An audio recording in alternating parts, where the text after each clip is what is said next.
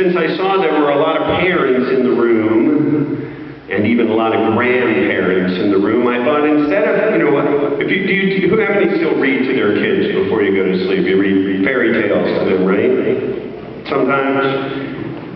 You know what I'm talking about, you know, Hansel and Gretel, when you pick up the crumbs and you get kicked into an oven, you know, fairy tales. Well, grown-ups don't like fairy tales, so I thought for you and the mothers in the room today, I would tell you a Terry Fail. How many people have ever heard of Terry Fail before? I don't think any of you, so I'm only going to do this once, so pay attention. This is the Terry Fail of Prinderella. It goes like this. Once upon a while, there was a giddy little pearl named Prinderella. Now, Prinderella had a micked webstother and 2 sisty ugglers, and all day long they made her wean all the clindos, and pine the shots and shans, and flub all the scrollers, and do all the other wordy-dirt around the house. Wasn't that a shirty dame? One day, the King orders a proclamation inviting all eligible earls to attend a Drancy Fest ball held in honor of the Dins. Well, Prinderella's wicked webstother could go because she had a Drancy Fest.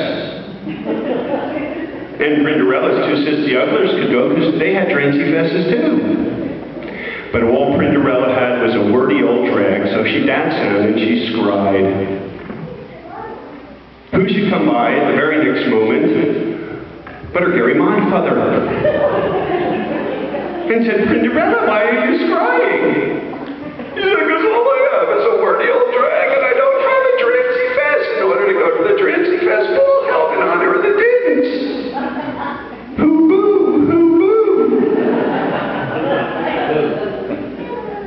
Well, in the twinkling of an inkle, she turned a pumpkin into a porridge, and told Prinderella, turned Prinderella's wordy old drag into a Drancy Fest, and told Prinderella to prance all night with the Dins. But she had to return home before the moke of Stridnight. It's not that bad a story. I don't understand why the kid's crying. It's only a Terry Fail.